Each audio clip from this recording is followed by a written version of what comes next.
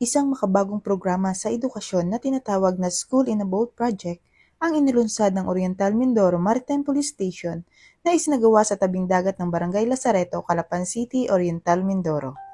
Layunin ng programang ito na magbigay ng abot-kayang non-formal na edukasyon para sa mga kabataang nasa baybayin, lalo na sa mga out-of-school youth na may limitadong akses sa tradisyonal na paaralan.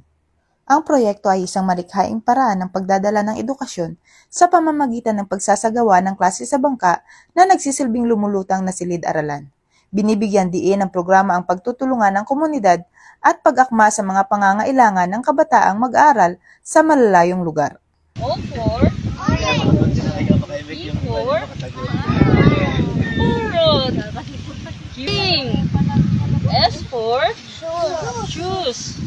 Sa pamamagitan ng mga aktibidad na nagtuturo ng fundamental na kaalaman at praktikal na kasanayan, hangad ng School in a Boat Project na pukawin ang interes ng mga bata sa pag-aaral at bigyan sila ng mga kasanayang makakatulong sa kanilang pag-unlad. Ipinapakita ng proyektong ito kung paano maaring pagtagumpayan ang mga hamong geograpikal at pang-ekonomiya sa pamamagitan ng inobasyon at pagtutulungan para sa isang mas maliwanag na kinabukasan ng mga kabataan sa komunidad.